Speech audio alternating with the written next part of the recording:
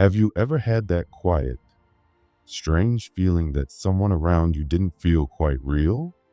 Like they were standing there in front of you, talking, smiling, moving just like everyone else, but something about them didn't feel alive on the inside?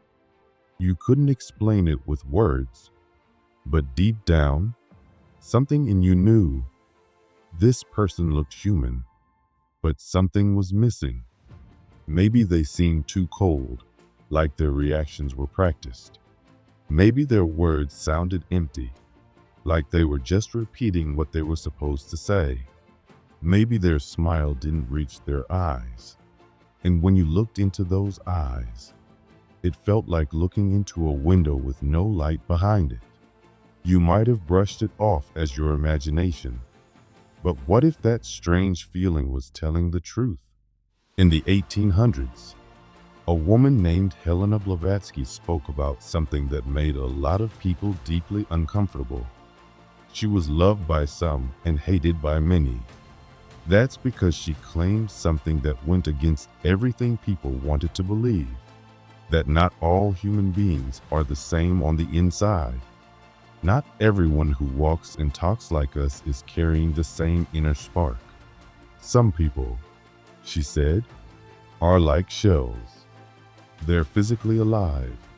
They function normally. They may seem pleasant or polite, but on a deeper level, they're hollow.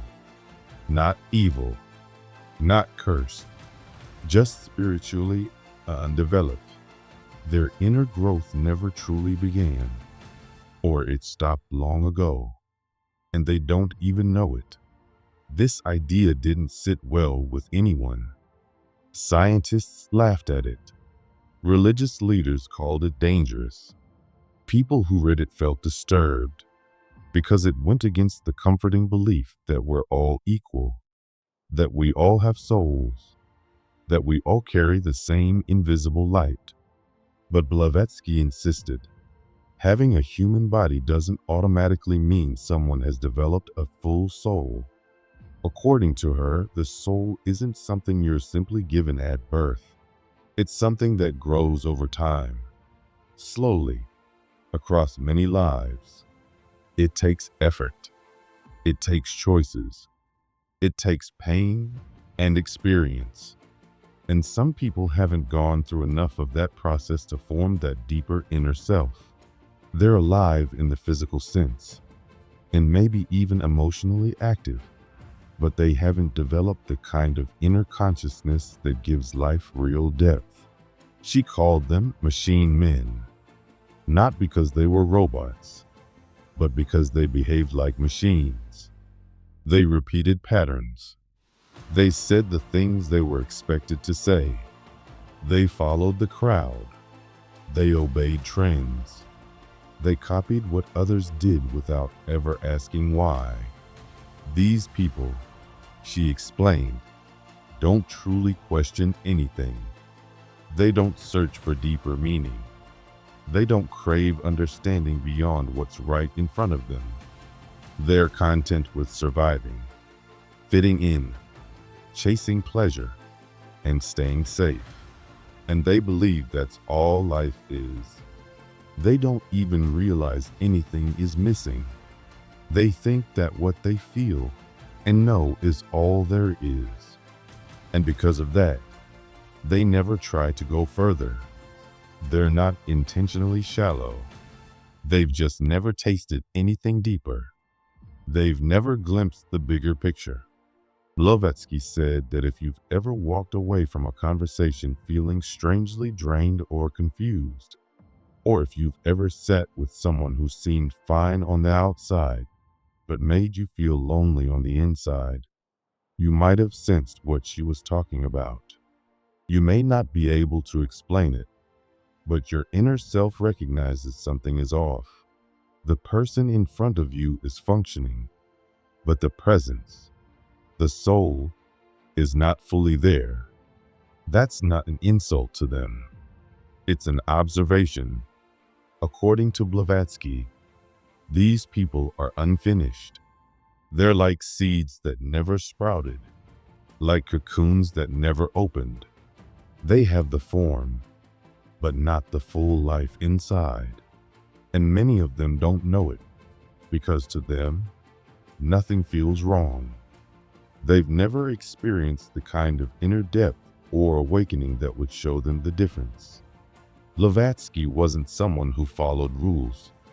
Born in Russia in 1831, she rejected society's expectations and began traveling the world at a young age. She visited ancient lands like Egypt, Tibet, and India in search of hidden knowledge. Along the way, she said she met wise teachers, beings who had gone beyond ordinary human understanding, and through them, she began to study ancient wisdom that had been forgotten or ignored by the modern world. From these teachings, she created what she called Theosophy, which means divine wisdom. It was a system that combined science, philosophy, and spirituality.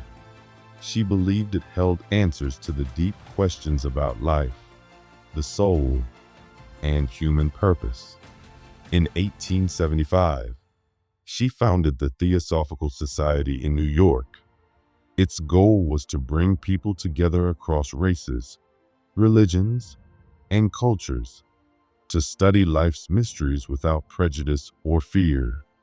She wanted to help people understand that there's more to life than what we see, and that every person has the potential to become something greater, but only if they're willing to do the inner work. In her books, especially The Secret Doctrine, she described a view of reality that was huge, mysterious, and far deeper than what most people imagined. She talked about the hidden history of humanity, the structure of the soul, and the invisible forces that shape our lives. And within all of that, she brought up the unsettling truth. Some people have not yet begun the real journey of the soul. They're not bad people.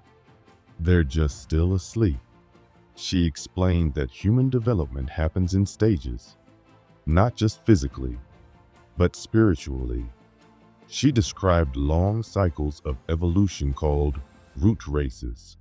These weren't about skin color or ethnicity. They were spiritual phases that humanity had gone through over millions of years. The earliest human-like beings, she said, weren't even physical. They were made of light or energy. Slowly, over time, those beings became more solid, eventually turning into the physical humans we see today. But not everyone kept up with the inner changes.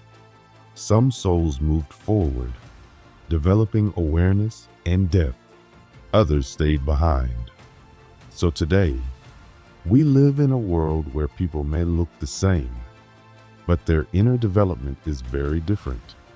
Some are aware, some are growing, some are just existing. She compared spiritual growth to a river. Some parts of the river flow freely and reach the ocean. Others get stuck in swamps and never make it. The river keeps moving, but not every part of it finishes the journey. She believed that this is how spiritual development works too. People are given chances, life after life, to grow and evolve. But those chances are not unlimited. If someone continues to ignore their inner life, if they keep choosing comfort, pleasure, or imitation over truth and awareness, they may lose the ability to grow at all. Their inner self may wither, not because someone is punishing them, but because life moves forward, and whatever doesn't grow eventually fades away. She knew this idea would be hard for people to accept. It challenges how we see ourselves and others. It explains why some people seem to carry light and wisdom, while others seem disconnected or empty. It shows us why real connection is rare, and why deep understanding is even rarer. And it also asks us to take responsibility for our own growth, because the soul isn't something we're given, it's something we have to create. Being born with a human body gives us the chance to grow a soul, but it's up to us to take that chance. The soul doesn't grow just because we're alive. It grows when we ask hard questions, when we face pain, when we search for truth, when we love even when it hurts, and when we try to understand life beyond just our needs. It grows slowly, through experience, through mistakes, through kindness, through longing, through moments of quiet and moments of chaos. And each time we choose something real over something easy, something honest over something popular, something meaningful over something shallow, we grow a little more. The more we grow, the more we start to feel alive from the inside out. That's what Blavatsky believed made someone truly human. Not just a body with thoughts, but a conscious being who is awake, aware, and connected to something deeper. So when you find yourself feeling that strange emptiness around certain people, or wondering why the world often feels full of noise but empty of meaning, remember this idea.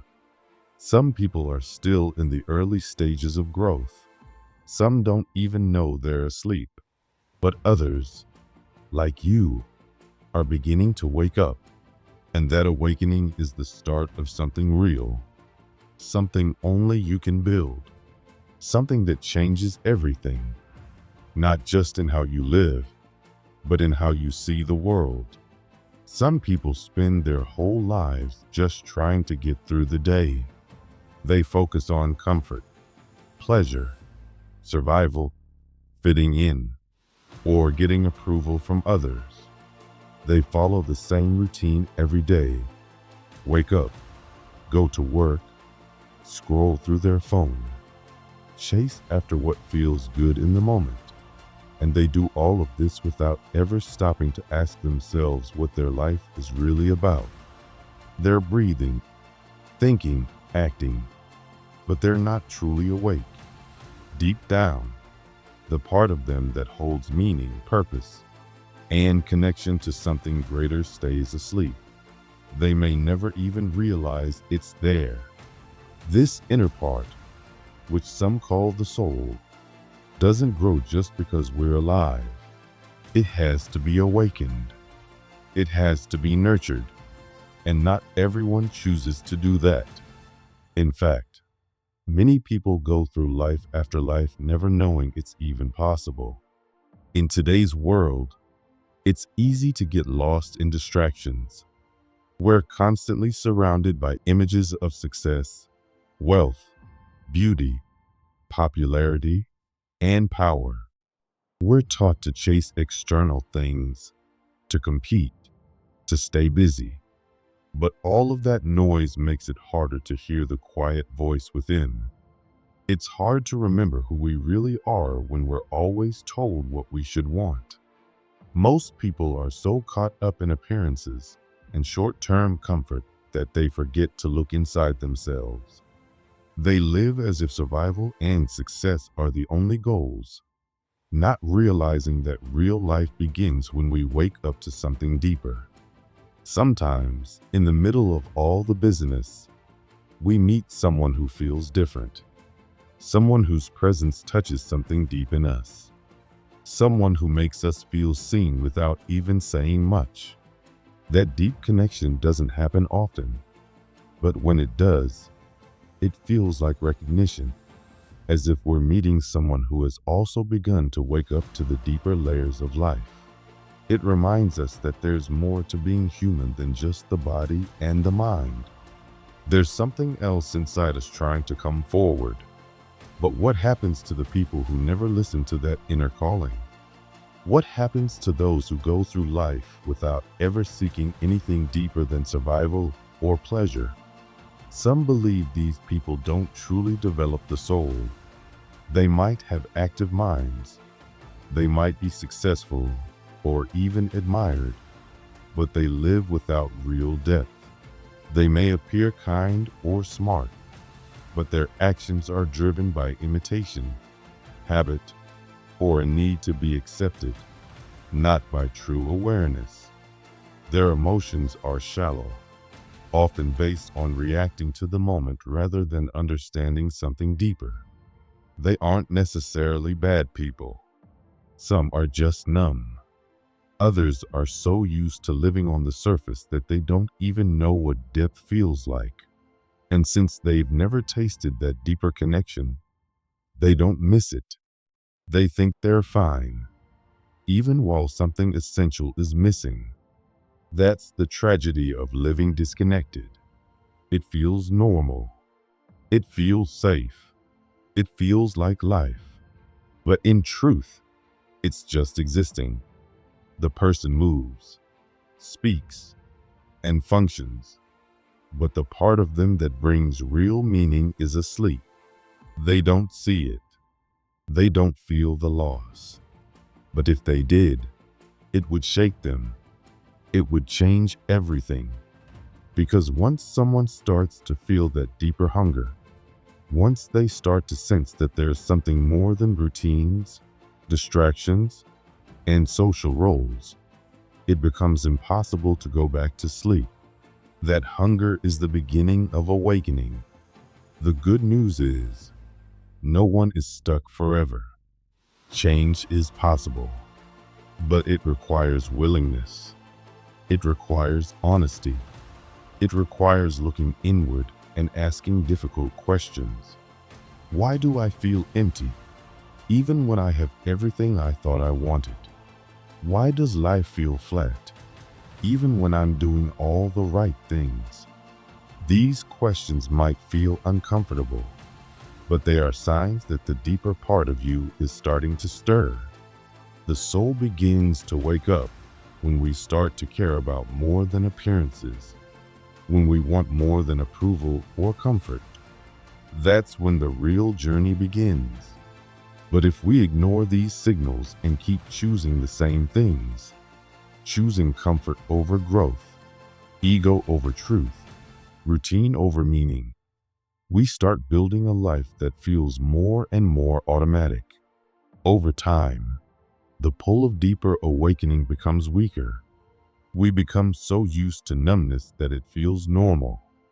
That's how many people spend not just one life, but many, stuck in cycles that repeat the same patterns without growth or transformation.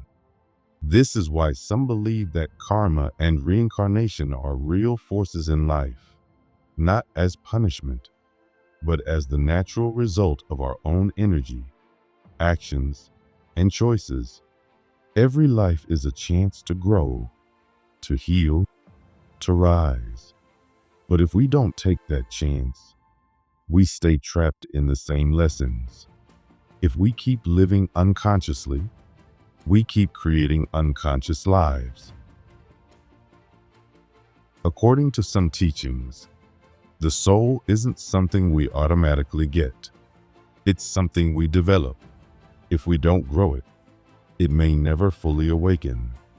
And if we go through life after life ignoring that deeper call, we may slowly lose the opportunity to develop it at all. That's why life is considered sacred, not because we're guaranteed something eternal, but because we're given the chance to build something eternal within ourselves. That's the true purpose of being here, not just to survive or achieve, but to become something greater than what we were before.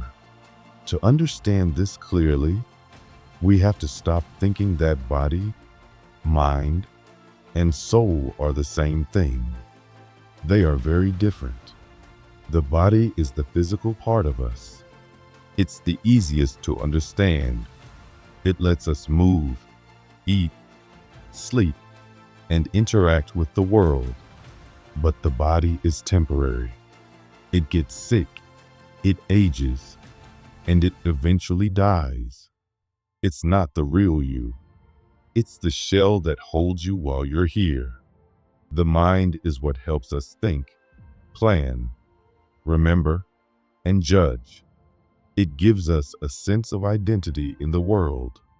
But the mind is shaped by experience. It can be influenced, limited, or even misled.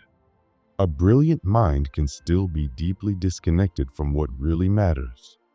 Intelligence does not equal depth, and that brings us to the soul, the most mysterious part. The soul doesn't just react. It doesn't just think. It knows. It feels deeply. It carries peace, compassion, wisdom, and a sense of connection that goes beyond logic or time. When your soul is awake, you stop seeing life as a race or a battle. You start to see it as a sacred experience. You begin to feel connected to something greater than yourself. But if that part of you stays asleep, you may never know what you're missing. Many people never touch that level of awareness. They believe they are only their bodies and minds. They live by society's rules, by what they were taught, by what others expect. They never stop to wonder if there's something more. They follow the script, repeat the habits, and call that living. But the deeper truth is this: we are not our bodies. We are not our thoughts. We are not our fears or our pain. We are the quiet awareness underneath it all. We are the ones who can watch and choose and change. That's what it means to wake up, to stop believing every thought, to stop chasing every emotion, to start listening inward. That's when the journey truly begins. One simple but powerful way to begin this journey is by practicing gratitude. Real gratitude. Not just saying thank you, but feeling it in your bones. Feeling thankful for the people in your life, for the air you breathe, for the lessons you've learned. Gratitude softens the heart and opens the soul. It helps you slow down, pay attention, and connect to the present moment. And the present moment is where the soul lives. When you start living from that space, everything begins to change. So how do you recognize someone who has truly awakened this part of themselves? They feel different. Their presence feels calm, strong, and kind. They listen deeply. They care deeply. They are not perfect, but they are real. They have empathy that goes beyond politeness. They feel others' pain. They're moved by beauty and truth. They seek meaning even when it's hard. They ask questions even when it makes them feel alone. They glow, not in a loud or showy way, but in a quiet way that makes you feel safe around them. You trust them without knowing why. You feel seen in their presence. Their strength isn't in what they say or do. It's in who they are. In contrast, those who have not yet awakened their deeper self may appear fine on the outside, but something feels missing. You talk to them, but the conversation goes nowhere. You look into their eyes, and there's no spark. Their emotions feel flat. Their words sound empty. They might talk about love or spirituality, but you can tell they don't really feel what they're saying. They're just repeating what they've heard. You sense the difference, even if you can't explain it. Even people who have awakened their souls still struggle. They still feel doubt and fear. They still fall down. But what sets them apart is that they grow from it. They learn. They rise stronger. They use every pain as a stepping stone, every challenge as a tool, every loss as a lesson. They don't waste their suffering. They transform it. And over time, their light grows stronger. They become more real, more loving, more free. This is not about judging others. It's about understanding where you are. It's about being honest with yourself. Do you feel the stir of something more? Do you sense a hunger in you that the world can't satisfy? Do you feel moments of peace when you let go of distractions and just breathe? That's your deeper self calling you. That's the real you, asking to be heard. Because the real divide in this world is not between countries or classes or beliefs. The real divide is between people who are asleep inside and people who are awake.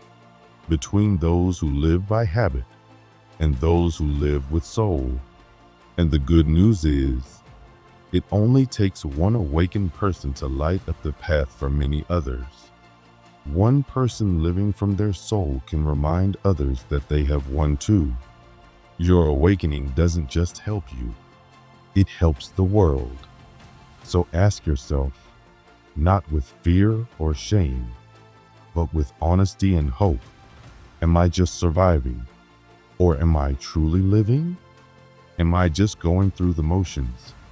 Or am I answering the call to wake up? Because the moment you say yes to that call, everything begins to change. And that is when life truly begins.